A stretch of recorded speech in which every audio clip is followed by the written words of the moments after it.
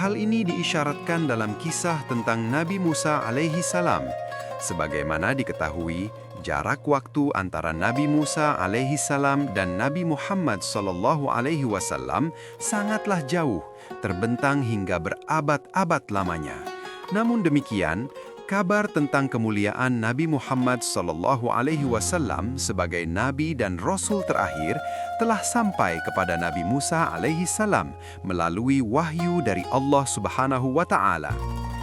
Dalam riwayat yang disebutkan oleh Abu Laits As-Samarqandi, diceritakan tentang munajat Nabi Musa alaihi salam kepada Allah Subhanahu wa taala. Suatu ketika, Nabi Musa alaihi salam membaca Al-Wah, lembaran wahyu yang diberikan kepadanya oleh Allah. Di dalamnya ia menemukan penjelasan tentang suatu umat yang memiliki keistimewaan luar biasa di akhir zaman. Nabi Musa alaihi salam pun berdoa, "Wahai Tuhanku, aku melihat dalam Al-Wah bahwa ada suatu umat yang dapat memberikan syafaat dan syafaat mereka akan diterima. Maka jadikanlah mereka itu umatku."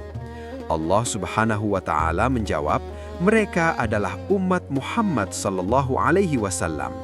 Kemudian Nabi Musa alaihi salam kembali berkata, "Wahai Tuhanku, aku juga melihat ada suatu umat yang akan memerangi kesesatan hingga mereka membunuh Dajjal yang bermata satu. Maka jadikanlah mereka umatku." Namun Allah Subhanahu wa taala kembali menjawab, "Mereka adalah umat Muhammad sallallahu alaihi wasallam." Nabi Musa alaihi salam terus memohon. Ia menyebutkan berbagai sifat umat yang ia lihat dalam Al-Wah tersebut. Ia melihat ada suatu umat yang gemar bersuci dengan air maupun dengan tanah. Ia juga melihat ada umat yang dihalalkan bagi mereka harta rampasan perang. Padahal dalam syariat Nabi Musa alaihi salam, harta rampasan perang harus dikumpulkan lalu dibakar sebagai tanda diterimanya oleh Allah Subhanahu wa taala. Selain itu, Nabi Musa alaihi salam juga melihat bahwa pahala umat tersebut dilipat gandakan dengan sangat besar. Jika seseorang dari umat itu hanya berniat melakukan kebaikan, meskipun belum melakukannya, maka malaikat sudah mencatat satu pahala baginya. Jika niat baik itu benar-benar dilakukan, maka pahala yang diberikan bisa 10 hingga 700 kali lipat, bahkan lebih. Sebaliknya, jika seseorang berniat melakukan keburukan namun belum melakukannya, maka tidak dicatat dosa baginya. Dan jika ia benar-benar melakukan keburukan itu, maka hanya dicatat satu dosa saja. Mendengar keistimewaan itu, Nabi Musa alaihi salam kembali memohon, "Wahai Tuhanku, jadikanlah umat yang demikian itu sebagai umatku." Namun jawaban Allah Subhanahu wa taala tetap sama. Mereka adalah umat Muhammad sallallahu alaihi wasallam. Keistimewaan umat Rasulullah sallallahu alaihi wasallam ternyata tidak berhenti di situ. Di antara mereka ada 70.000 orang yang akan masuk surga tanpa hisab. Mereka juga disebut oleh Allah Subhanahu wa taala sebagai sebaik-baik umat karena mereka menyeru kepada kebaikan dan mencegah kemungkaran. Meskipun umat Nabi Muhammad sallallahu alaihi wasallam adalah umat yang datang paling akhir di dunia menjelang hari kiamat, namun kelak di akhirat mereka termasuk umat yang pertama kali masuk surga.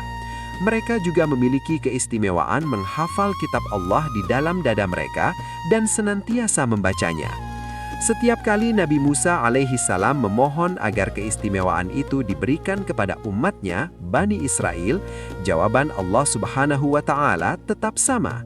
Mereka adalah umat Muhammad sallallahu alaihi wasallam. Akhirnya Nabi Musa alaihi salam berkata dengan penuh harap, "Wahai Tuhanku, sungguh aku ingin menjadi bagian dari umatnya, umat Muhammad sallallahu alaihi wasallam." Namun Allah Subhanahu wa taala berfirman kepada Nabi Musa alaihi salam, "Wahai Musa, sesungguhnya aku telah memilihmu di antara manusia untuk menerima risalahku dan firmanku. Maka terimalah apa yang telah aku berikan kepadamu dan jadilah engkau termasuk orang-orang yang bersyukur."